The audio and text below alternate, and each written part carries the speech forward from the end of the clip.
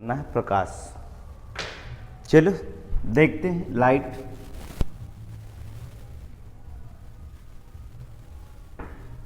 प्रकाश। आज के क्लास में हम प्रकाश के बारे में पढ़ते हैं। पता है प्रकाश क्या है? एनर्जी, ऊर्जा। प्रकाश एक ऊर्जा होती है, अर्थात एनर्जी। प्रकाश ऊर्जा होती है। ये विद्युत चुंबकीय जो होती है तरंगों के रूप में जो होती है संचरित होती है। कैसी संचरित होती है प्रकाश? विद्युत तरंगी,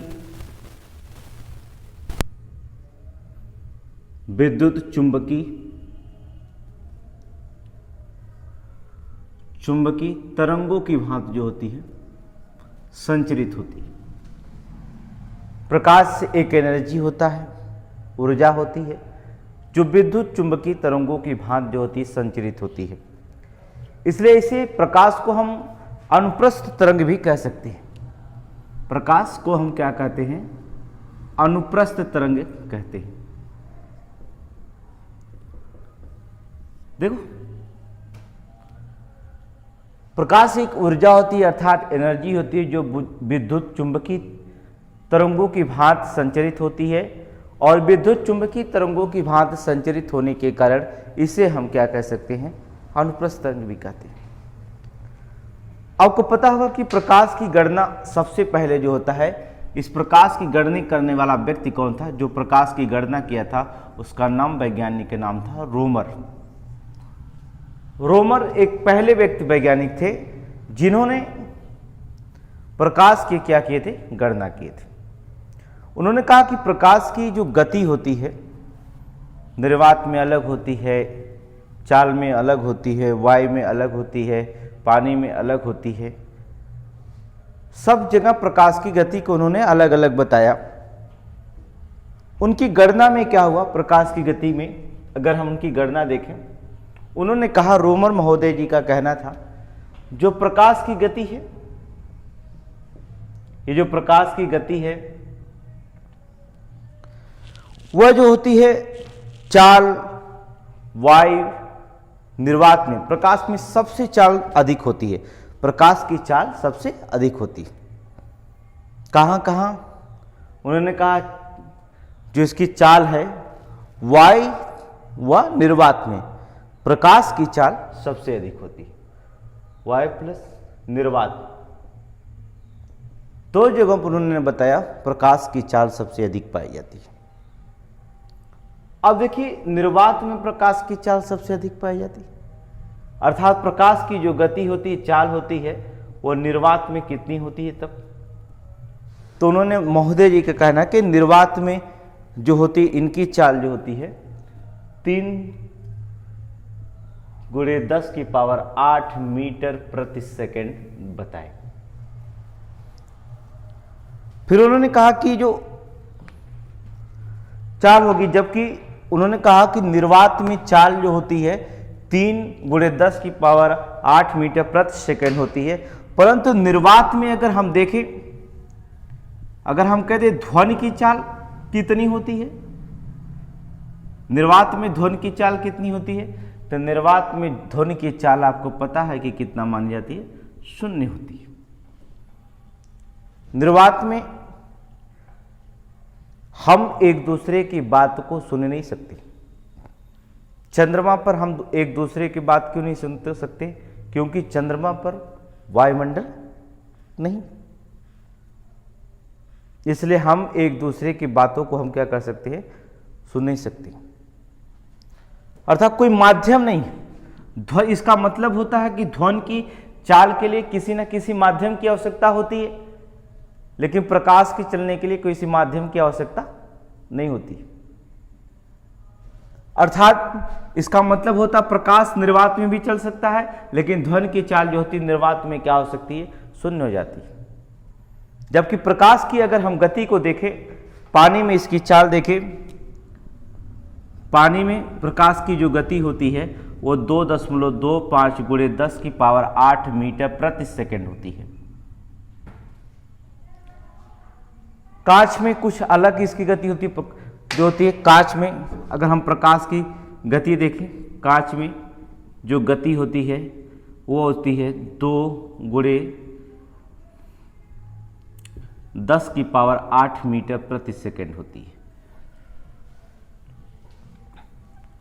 क्वेश्चन देखिए, कुछ भी पूछ सकता है, जैसे इसका क्रम लगा सकता है कि सबसे ज़्यादा गति किस में होती है। आपको याद होना चाहिए कि निर्वात में होने की, पानी में होगी कि कांच में होती है। विकल्प बना सकता है कि इनमें से किस में प्रकाश की गति बहुत तीव्र गति से होती है, तो आपको विकल्प के अनुसार लगाना पड़ेगा। अर्थात निर्वात में, पानी में, कांच में, यहां देख रहे हैं इनकी गति में क्या है, अंतर होती है। जबकि ध्वन निर्वात में हमने कह दिया कि ध्वन की चाल निर्वात में निर्वात में हम एक बात दूसरे की बात नहीं सुन सकते, क्योंकि ध्वन की चाल जो होती है निर्वात में शून्य होती है। ध्वन को चलने के लिए किसी न किसी माध्यम की आवश्यकता होती है। चैप्टर हम आपको ध्वन तरंगों को जब पढ़ाएंगे, वेव्स पढ़ाएंगे तरंग, तब आपको बता देंगे कि ध्वन तरंगों कहाँ सबसे सघन माध्यम में कैसे ध्वन की चाल चल सकती है, गर्मियों में या ठंडियों में दूर तक कैसी आवाज़ सुनाई दे सकती है। आप देखेंगे जो प्रकाश की गति होती है, जैसे आपके प्रकाश की, आप इससे सिद्ध होता है कि प्रकाश की गति ध्वन की गति से कहीं अधिक गति से चलती है। जो प्रकाश की गति है ध्वन की गति से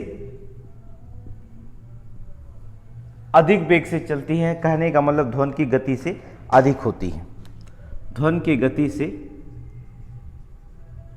अधिक होती है। कैसे सिद्ध करेंगे कि प्रकाश की गति ध्वन की गति से अधिक होती है? आप इस समय देख ही रहे हैं कि बरसात का मौसम है। अब आप देखें कि जब बिजली चमकता है तो आपको क्या होता, बादल को क्या किया जाता है, बादल का गरजना। जब बादल गरजता है तो पृथ्वी पर जो होता है, दो चीजें आती हैं पृथ्वी पर। एक तो आपका क्या आता है, प्रकाश आता है, और दूसरी चीज आती है ध्वन। प्रकाश और ध्वन। अब आप इसमें महसूस किससे करते हैं? सबसे पहले प्रकाश को पहुंचना या ध्वन को पहुंचना। अर्थात सबसे पहले जो पहुंचता है पृथ्वी पर वो कौन होता है? प्रकाश। पहले फर्स्ट में क्या पड़ता है? प्रकाश। इसके बाद जो होती है आपको क्या होती है, कुछ देर बाद ध्वन की सुनाई देती है। इसके बाद ध्वन सुनाई देती है। इसे सिद्ध होता है कि प्रकाश की गति जो होती है ध्वन की गति से कहीं अधिक पाई जाती है, अधिक होती है। आप देखेंगे कैसे पता चलेगा किसी कांच में या वस्तु में जो होता है गति क्या न्यूनतम है कि अधिक? तो आप एक चीज सिर्फ देखेंगे कि प्रकाश की जो होती है, जैसे आकाशीय पिंडों का या रॉकेट जो होता है का वेग जो होता है, जो आकाशीय पिंड होते हैं और रॉकेट का जो वेग होता है, ऐसा माना जाता है प्रकाश की गति से काफी कम होते हैं। इनमें भी प्रकाश की गति बहुत तीव्र गति से होती है। प्रकाश दो बात पे व्यवहार करता है। हम प्रकाश का व्यवहार का अगर अध्ययन करें, प्रकाश के व्यवहार की अगर मतगणना करें तो इस पर दो चीज निर्भर करता है। एक तो आपको कहते हैं प्रदीप्त प्रकाश, दूसरा से आप कहते हैं उद्दीप्त प्रकाश। उद्दीप्त प्रकाश, प्रदीप्त प्रकाश और उद्दीप्त प्रकाश। प्रदीप्त प्रकाश की ऊर्जा स्वयं होती है। वह कोई वस्तु जो स्वयं अपनी ऊर्जा उत्पन्न करता है, स्वयं के द्वारा जो होता है चमकता है, वो प्रदीप्त प्रकाश कहलाता है। कोई भी अगर वस्तु है जो स्वयं अपनी ऊर्जा होती है उसकी, और स्वयं के द्वारा जो होता है चमकता है, किसी पर निर्भर नहीं रहता है, तो वो वस्तुएं क्या कहलाता है? प्रदीप्त वस्तुएं कहलाती। जैसे सूर्य जो होता है क्यों चमकता, कैसे चमकता है, अर्थात नाभिकी। सूर्य का चमकना किस पर निर्भर करता है, नाभिकीय संलयन प्रक्रिया पर। आपको पता होगा कि सूर्य के केंद्र में हाइड्रोजन होता है। सारे ग्रह जो होते हैं इसके चक्कर लगाता है और हाइड्रोजन को क्या होता है, हीलियम में क्या हो जाता है, बदलना होता है। और यही प्रक्रिया क्या कहलाती है, नाभिकीय संलयन प्रक्रिया कहलाती है। और नाभिकीय संलयन के द्वारा जो होता है सूर्य को क्या मिलता है, ऊर्जा मिलता है, अर्थात सूर्य को स्वयं ऊर्जा उत्पन्न करता है, अर्थात ये किसी पर निर्भर नहीं करता। जब आप इसकी विपरीत देखते हैं, उद्दीप्त प्रकाश में आप देखते हैं इसकी कोई ऊर्जा नहीं, ये दूसरे पर क्या करता है, दूसरे ऊर्जाओं के द्वारा क्या करता है, चमकता हुआ दिखाई देता है, दूसरे ऊर्जा के द्वारा जो होता है दिखाई देता है। प्रकाश एक ऊर्जा होता है, हमने बता दिया, दूसरे ऊर्जा के द्वारा क्या करता है, दिखाई देता है, तो हम उसे कहते हैं उद्दीप्त वस्तु। जैसे आप देख ही रहे हैं कि मेज आपका इस लाइट के प्रकाश से दिखाई दे रहा है। कोई भी अगर वस्तु देख रहे हैं, अगर उस पर लाइट नहीं डालते तो वो वस्तु आपको दिखाई नहीं देती।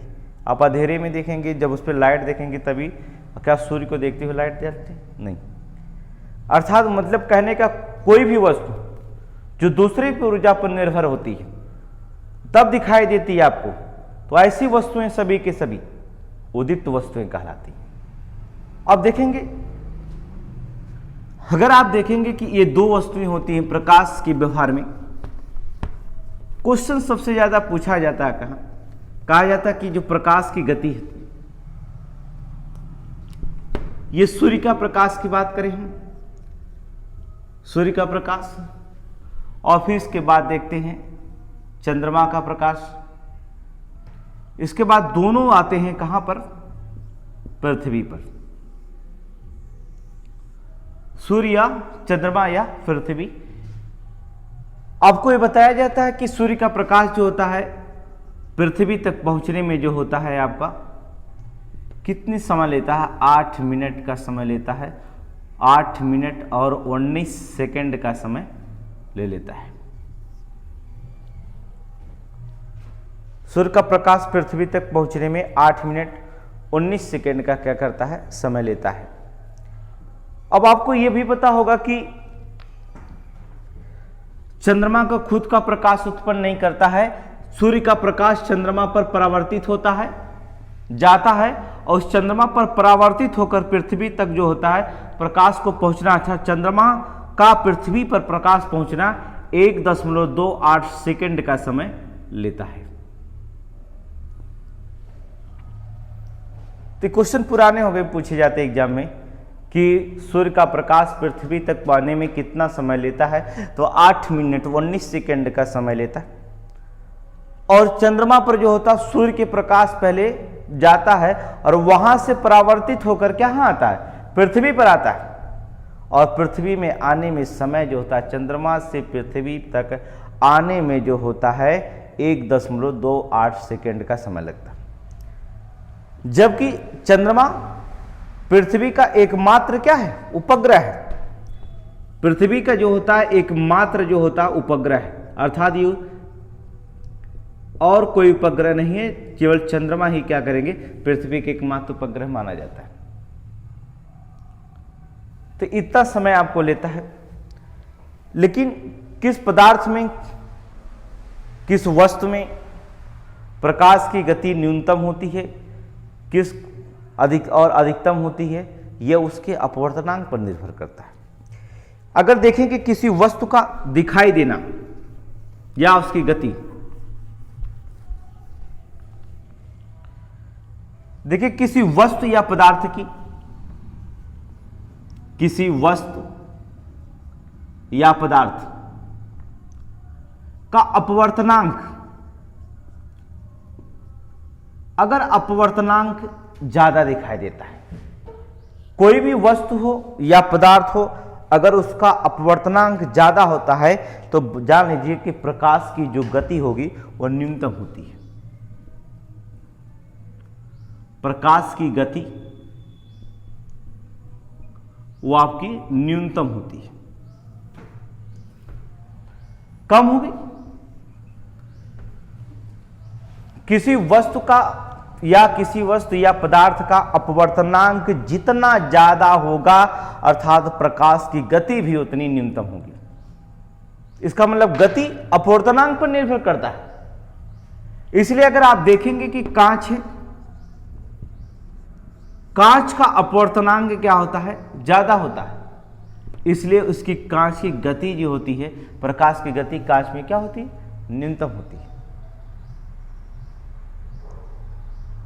अगर अपवर्तनांक कम रहे तो प्रकाश की गति अधिकतम हो सकती है। अपवर्तनांक ज्यादा होता है किसी वस्तु या पदार्थ का तो गति जो होती है प्रकाश की क्या होती है, न्यूनतम होती है। और कांच एग्जाम्पल में आप देख सकते हैं कि कांच का प्रयोग ज्यादा करते हैं, अर्थात कांच में देखेंगे अपवर्तनांक ज्यादा दिखाई देता है, इसलिए उसकी गति भी क्या हो जाती है, न्यूनतम हो जाती है। अगर हम देखें तो जान लीजिए आपको प्रकाश की जो ऊर्जा होती है एक छोटे छोटे कणों से मिलकर बनी होती है।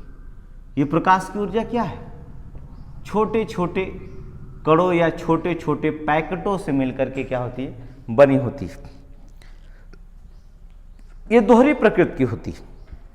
छोटे छोटे प्रकाश की ऊर्जा एक छोटे छोटे कणों की होती है, ये दोहरी प्रकृति की होती है। अगर हम कह दें प्रकाश की तरंग जो होता है वाय से कांच में, अगर हम देखें जो प्रकाश है,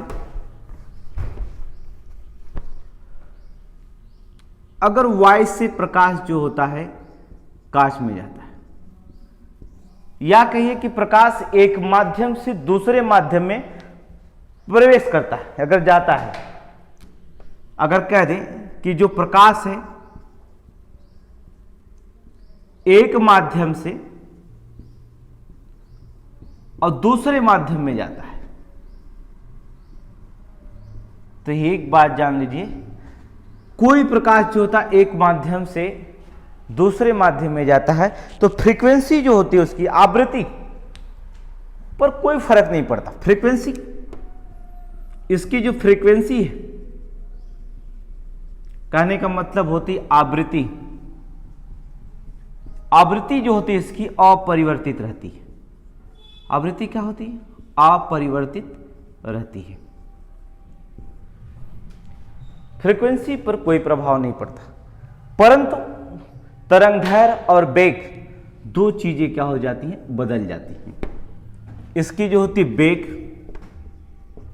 और तरंगदैर्घ्य, ये दोनों क्या हो जाती हैं, बदल जाती हैं। क्वेश्चन पूछा वाय से कांच में अगर कोई प्रकाश को हम भेजते हैं एग्जाम में, कि अगर वाय से हम कांच में किसी प्रकाश को अगर हम भेजते हैं तो बताइए उसकी आवृत्ति पर क्या प्रभाव पड़ता है। तो आपको बता दें कि आवृत्ति पर कोई प्रभाव नहीं पड़ता है। सिर्फ जो होता है जब कोई प्रकाश एक माध्यम से दूसरे माध्यम में अगर प्रवेश करती है तो सिर्फ क्या होता है, उसका फ्रीक्वेंसी अपरिवर्तित रहती है आवृत्ति, बल्कि जो होता है वेग और तरंगदैर्घ्य क्या हो जाता है, बदल जाता है। अब देखिए अगर हम प्रकाश का विक्षेपण करें, प्रकाश के इसको हम क्या करते, विक्षेपण करें, तो क्या प्रभाव पड़ता है प्रकाश के विक्षेपण। तो अगली हेडिंग हम जानते हैं कि प्रकाश का विक्षेपण करें।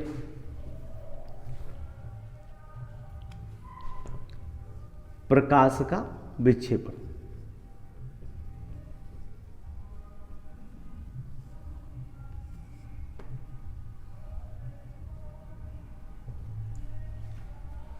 प्रकाश के विक्षेपण में सबसे पहला योगदान न्यूटन को माना जाता है। आप सुने होंगे कि न्यूटन के अनुसार जो होता हम सबसे पहले अध्ययन करते थे, न्यूटन ने ही क्या किया था, प्रकाश का विक्षेपण किया था। न्यूटन के अनुसार जब प्रकाश की किरण एक पतली प्रिज्म से गुजरती है, न्यूटन ने कहा कि कोई अगर प्रकाश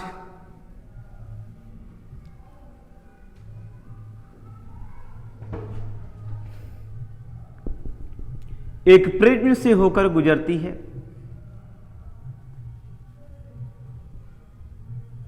तो अपने मार्ग से जाने पर विचलित हो जाती है, और विचलित होने के कारण ही क्या कहा जाता है, प्रकाश का विक्षेपण कहा जाता है। विचलित हो जाने से साथ साथ जो होता है विभिन्न रंगों के प्रकाश में क्या होती है, विभक्त हो जाती है। न्यूटन ने कहा कि अगर कोई किरण प्रिज्म से होकर गुजरती है तो अपने मार्ग से क्या हो जाती है, विचलित हो जाती है, और विचलित होने पर जो होता है विभिन्न रंगों की पट्टिकाओं में क्या होता होकर के गुजरती है, पट्टिकाओं में विभक्त हो जाती है। अगर कह दें कि विभिन्न रंगों के प्रकाश में जो होता है विभक्त हो जाती है, और इसी घटना को जो होता, इस विभक्त वाली घटना को ही क्या कहा जाता है, प्रकाश का विक्षेपण कहा जाता है। लेकिन आपको हम बताते हैं, जब प्रिज्म से होकर प्रकाश श्वेत प्रकाश के कारण, यहां पर जब प्रिज्म है इस पर जो होता श्वेत प्रकाश जब गुजारा जाता है तो अपने मार्ग से जब वे विचलित हो जाती हैं तो वह पट्टिका बन जाती है। देख रहे हैं, इन पट्टिका विभिन्न 7 रंगों की पट्टिका में क्या हो जाती है, विभक्त हो जाती है। इस पट्टिका को जो होता है वर्णक्रम कह सकते हैं, या इसे कहा जाता है वर्णक्रम कह सकते हैं, या इसे स्पेक्ट्रम भी नाम दिया जाता है। ये वर्ण पट्टिकाएं क्या है, वर्णक्रम या स्पेक्ट्रम कहलाती है। ये विभिन्न 7 रंगों में विभक्त हो जाती है, और देखेंगे आपकी वर्णक्रम स्पेक्ट्रम जो होते 7 रंगों में विभक्त की जाती है, जिसे आप अंग्रेजी में लिख सकते हैं क्या, विविक्योर। ये घटनाएं बनती हैं विविक्योर। अब इसी पे क्वेश्चन, ये घटनाएं जो होती है अंग्रेजी में जो 7 पट्टिकाएं होती हैं, आपका एग्जाम में यहां से क्वेश्चन एक फिक्स कर देता है एग्जाम में। इस विविक्योर की घटनाएं क्या होती हैं, 7 रंगों में विभक्त हो जाती है। इसमें जो होता है इस विविक्योर में 7 रंग जो आपको दिखाई देंगे पट्टिका में,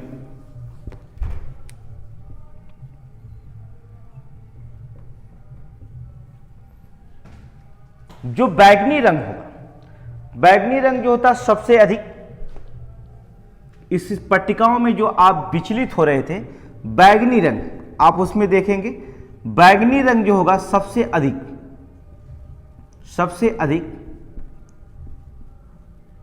और लाल रंग सबसे कम विचलित होता है।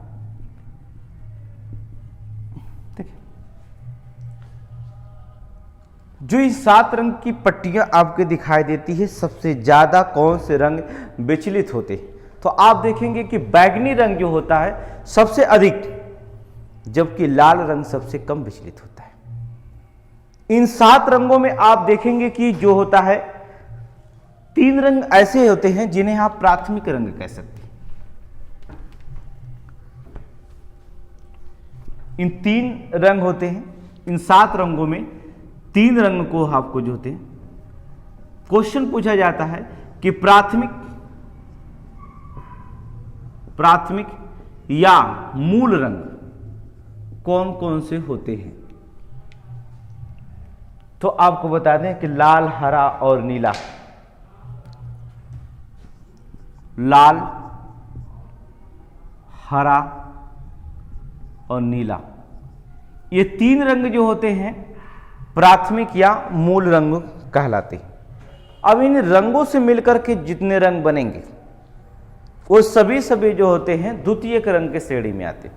एग्जाम्पल के तौर पे देखते हैं कि द्वितीयक रंग में कौन कौन से आ सकते हैं।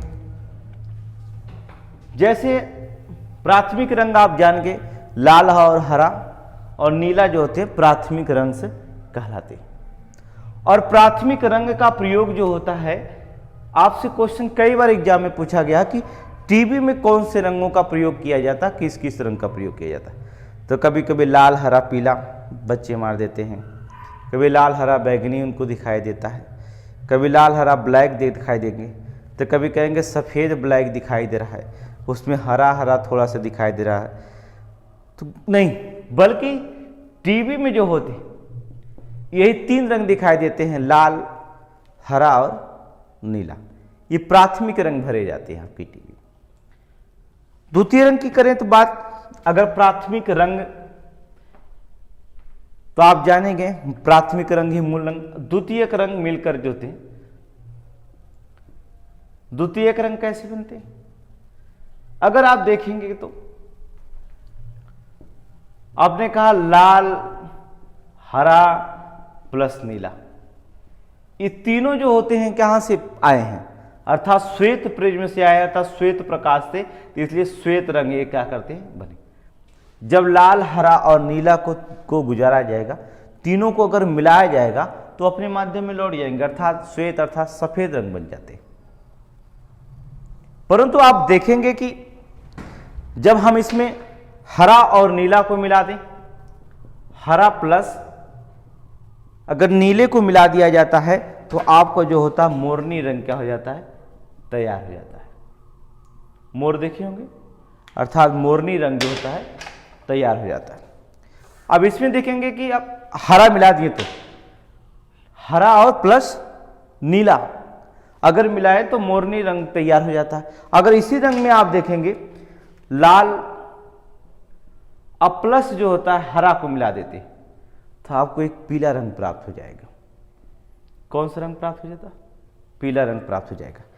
अब लाल हरा के साथ मिलकर पीला रंग बनता है, लेकिन अगर लाल को हम जो होता है नीले के साथ विच्छेद कर दें, लाल प्लस अगर नीले रंग के साथ विच्छेद कर दे तो वो बन जाता है क्या? मोजेंटा रंग बन जाता है। नाम सुनेंगे, मोजेंटा रंगों का निर्माण हो जाता है। और देखेंगे मोजेंटा, यही तीन रंग जो होते हैं, मोरनी, पीला और मोजेंटा जो होते हैं, तीन रंग जो होते हैं कौन से रंग कहलाते? द्वितीयक रंग कहलाते हैं, अर्थात द्वितीयक रंग कहलाते हैं, वर्णक्रम। तो प्राथमिक रंग जाने, द्वितीयक रंग जान गए आप, अर्थात इसमें जो होता पीले रंग, आप देखेंगे हमने कहा कि लाल, हरा प्लस नीला को मिलाएं श्वेत रंगों का निर्माण हो जाता। वैसे श्वेत रंग प्रिज्म से होकर गुजर करके जब हम सफेद प्रकाश पे डालें तब तो वो 7 रंगों में परिवर्तित होकर के आए थे। अगर हम हरा, जिसमें प्राथमिक रंग कहलाते थे लाल, हरा और नीला को, या मूल रंग कहा जाता था, फिर अगर हम फिर हम प्रिज्म से गुजारेंगे वापस अगर जाते तो श्वेत रंग अर्थात सफेद रंग का निर्माण हो जाता है। लेकिन हरे प्लस नीलो को बनाएंगे तो मोरनी रंग का निर्माण होता है, लाल प्लस हरा बनाएंगे तो पीले रंग का निर्माण होता है, लाल और नीला बनाएंगे तो मोजेंटा बनता है। मोरनी, पीला और मोजेंटा जो होता है द्वितीयक रंग कहलाते। इसमें जो पीले रंग का प्रकाश होता है, पीला रंग जो प्रकाश होता है, इसकी सबसे ज्यादा क्षमता होती है। तरंग देखेंगे पीले रंग का प्रकाश की, आप देखेंगे बस वगैरह चलता है, वेधन क्षमता इसकी सबसे ज़्यादा होती है। बस में देखेंगे कि आप शीतलहर में अगर बस चलती है, बहुत दूर की वस्तु अगर नहीं दिखाई दे रही, सफ़ेद प्रकाश का विक्षेपण नहीं पता, तो पीले रंग की जो होती है लगाए जाते हैं, जिससे क्या करें हम आराम से क्या करें शीतलहर को होते हैं उसको बहुत दूर तक ले गति को क्या करें, वेधन क्षमता अधिक हो जाती है। तो द्वितीयक रंग में पीला रंग सबसे अधिक वेधन क्षमता में गिना जाता है। अगर हम देखें इस प्रकाश को जो होता है, जो आप अध्ययन किए, आप जाने कि प्राथमिक रंग किसे कहा जाता है, द्वितीयक रंग किसे कहा जाता है। अगर हम प्रकाश किसी वस्तु पर सफेद प्रकाश अगर गुजारें, कोई भी वस्तु है, वस्तु या कह सकते हैं पदार्थ है,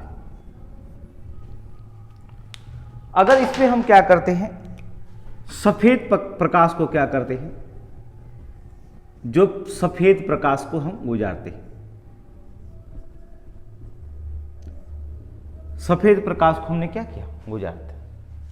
अगर वस्तु परिवर्तित हो गया, वस्तु पर जो होता प्रकाश जो होता क्या कर दिया, लौट गया, अर्थात क्या हो गया, परिवर्तित हो गया।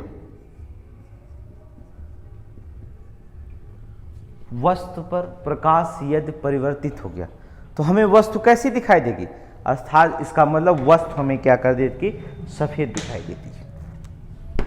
कैसी दिखाई देती है, सफेद दिखाई देती। किसी वस्तु या पदार्थ पर अगर हम सफेद प्रकाश को डालते हैं और वो क्या करता है, वस्तु या पदार्थ जो होता है प्रकाश अगर परिवर्तित हो जाता है तो वस्तु हमें क्या दिखाई देती है, सफेद दिखाई देती है। अगर वस्तु पर जो होता प्रकाश जो डालते हैं और ये क्या कर लेता है, अवशोषित हो जाता है।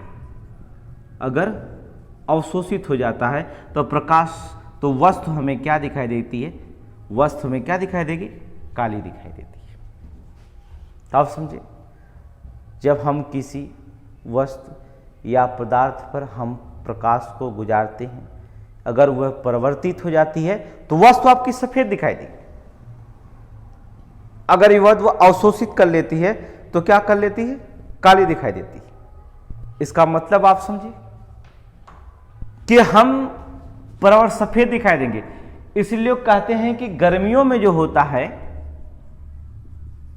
कैसा कपड़ा पहनना चाहिए, सफेद कपड़े पहनना चाहिए, जिसमें प्रकाश पड़े, और प्रकाश पड़े तो क्या हो जाए, वस्तु में, सफेद कपड़े में क्या हो जाए, परिवर्तित हो जाए। जैसे आपकी ऊष्मा, आपके शरीर का टेम्परेचर है, प्रभाव नहीं पड़ेगा। जबकि यही चीज आपको बताई जाती है कि ठंडियों में जो होता है काले कपड़े पहनना चाहिए। जब ठंडियों में क्या करें, काली, इसका मतलब होता है कि काले कपड़े पहनने, इसका मतलब होता है कि ऊष्मा का क्या कर रहा है, अवशोषित करता है। इसलिए जो होते हैं काले कपड़े पहनने की सलाह दी जाती है, क्योंकि ऊष्मा का क्या है, अच्छा अवशोषण होता है, अवशोषित करता है। जबकि सफेद कपड़े जो होते हैं प्रकाश को क्या कर देते हैं, परिवर्तित कर देते हैं, और काले कपड़े जो होते हैं प्रकाश को क्या कर लेते हैं, अवशोषित कर लेते हैं।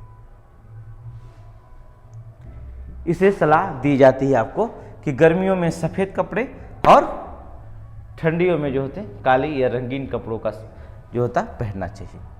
तो आप जान गए कि दोनों क्वेश्चंस पूछा जाता है। ये क्वेश्चन एसएससी जीडी में 3 बार पूछा गया। हम लोग जीडी का पर्पस जो होता है एग्जाम में, प्रकाश से एक ऐसा चैप्टर होता है जो हर एग्जाम के लिए जो होता है सबसे इंपॉर्टेंट माना जाता है, चाहे वो जीडी का हो चाहे किसी का भी एग्जाम्पल होता है।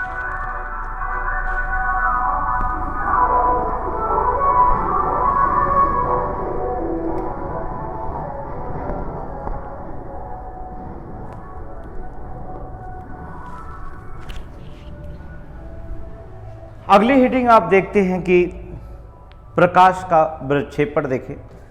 प्रकाश के परिवर्तन के बारे में आप जान सकते हैं।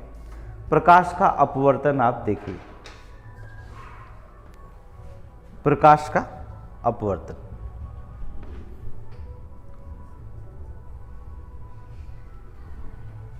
नेक्स्ट वीडियो में बताते हैं प्रकाश का पूर्ण आंतरिक परिवर्तन या प्रकाश का परिवर्तन कैसे होता है, इसके बाद इंद्रधनुष का निर्माण कैसे होता है।